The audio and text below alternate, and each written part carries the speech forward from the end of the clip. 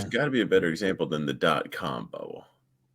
Because so many are copy and pasted. So many are probably just worthless. They're just trying, but some are, the real ones are hiding in the crowd, and it's. I think it's as close as we can get it to that, though, right? I mean, if you look at the dot-com bubble, there were plenty of publicly traded companies where all they had was just a website and no employees, no nothing, right? And I think that there's a lot of cryptocurrencies, a lot of projects out there that are pretty similar or were similar, right? I mean, Ask Coin, right? Like that kind of stuff. That kind of stuff. I think that you can actually correlate to the dot-com bubble, and then the cream rose to the top, right? It was Amazon, Microsoft, Apple, Google. So like, I think that there is a way that we can actually accurately compare it to a dot-com type of bubble, but it is different. And I don't think that there's any recession that's exactly the same as the one before it. But I think if we were to compare it to one, I think that would actually be the one that makes the most sense, at least to me. In crypto, we already had something that was as close as you can possibly get to the dot-com bubble, where there was literally just a website, nothing to show. That was the whole ICO phase that we had, which that was more like the 2017 time period. But at this point, at very least, people have to know how to fork a GitHub, and have to do some show of code. Otherwise, they're not even going to be seen as legitimate whatsoever. Now, that being said, it's not that difficult to fork a GitHub. So.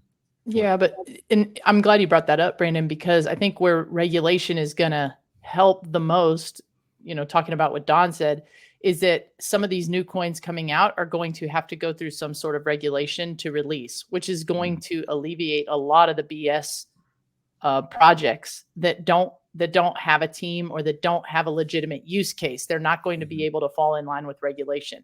And teams that are together working with whoever the regulatory body is assigned, the teams working with them, the ability to release a legitimate coin is going to help get rid of a lot of just kind of the meme coins and the coins that are just copy paste code.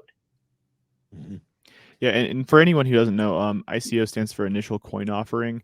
When Ethereum first dropped their ERC20 token, people were just basically throwing any name on any token and being like, yeah, grab our token, and once our real thing's live, then you can slip over to that. And there were some that really were faithful with that. For example, Binance had people buy ERC20 tokens, and then they did drop their real blockchain with Binance Smart Chain, and people were actually able to send their ERC20 tokens and get truly Binance's blockchain token. So it's not all bullshit, but that being said, like, it can be, if they don't fulfill their promise. It's like rug pulling.